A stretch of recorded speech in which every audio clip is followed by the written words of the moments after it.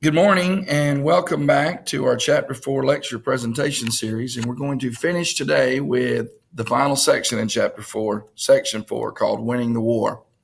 It's important that we set up the events that have happened previously.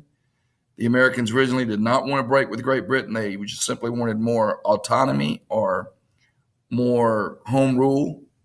Eventually, however, though, after things such as Common Sense by Thomas Paine, the Americans felt like the British had abandoned them and they were turning them over to Indians and mercenary troops, and the Americans declared independence. The war did not go well at first for the Americans, but eventually things began to turn. Even though in the last couple of years of the war, it appeared that the British were gaining the upper hand. However, once the French, the Spanish, and others entered the war on the side of the Americans, it appeared that the British would lose ground. We talked about in section 3, Prussian General or Captain Frederick von Steuben, who actually went to Valley Forge and helped train Washington's armies. He trained them in fighting skills and field maneuvers.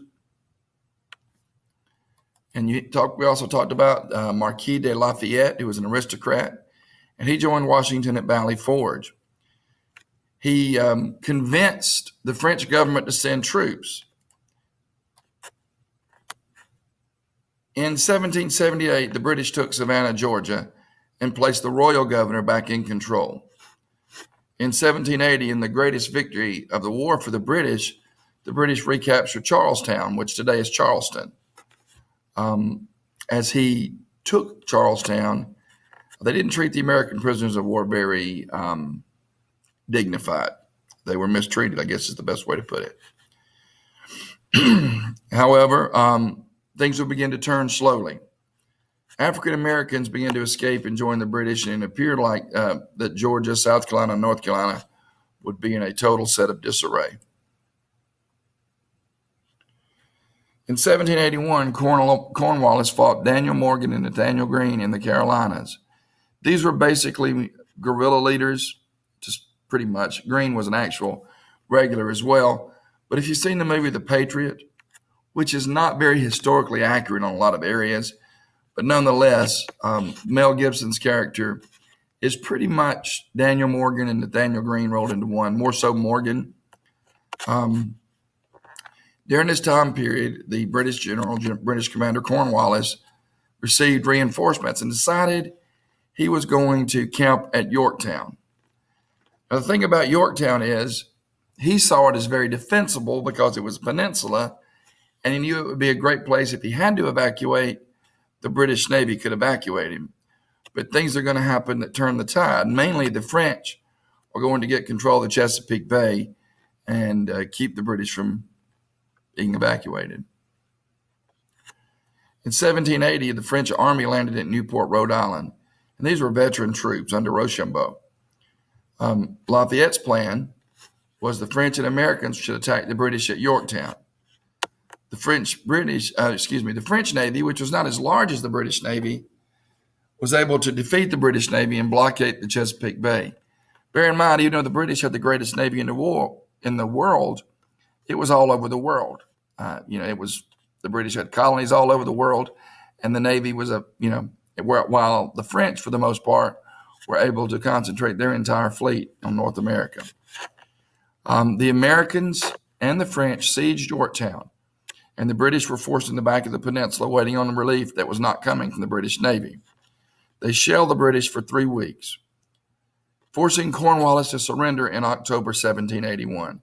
Now, bear in mind, this is the surrender of the entire British Army in the South, which was the largest British force in the Americas. For the most part, most people thought the war was still going on. But once this happened once they found out about this in Great Britain, a new prime minister had taken over who said, enough of this. And eventually peace will be sued for and received. And the Treaty of Paris would be signed in 1783, which would give the Americans its independence. I wanted to show some images of Yorktown. It's really amazing if you have the opportunity to go up there. It looks like just a field now, of course. but to walk through Yorktown and they will give you a set of headphones that tell you where to go and where each battle was fought. It's really amazing, especially to look off the edge of the bank into the bay is really neat because now it's all tree lined and covered with trees. In 1782, peace talks began in Paris, France, between the United States, Britain, France, and Spain. John Adams, Benjamin Franklin, and John Jay represented the Americans. The Treaty of Paris was signed in 1783. The most important part was that it confirmed U.S. independence. It set boundaries for the new nation's borders. The treaty totally ignored the rights of Native Americans, and this really upset them. They thought the British sold them out. Both sides promised to repay debts. Mainly the Americans promised to repay the debts to the French and to loyalists whose property had been seized. This promise would never be kept. No date was set for British evacuation of forts in the U.S. Pretty much it was contingent upon these other conditions being met. But nonetheless, U.S. independence was guaranteed. This would stimulate American society tremendously. War stimulated what we call a spirit of egalitarianism. Egality is the French word for equality. And it's the belief in egalitarianism is belief in equality of all people. Now, of course, they weren't talking about African Americans or women.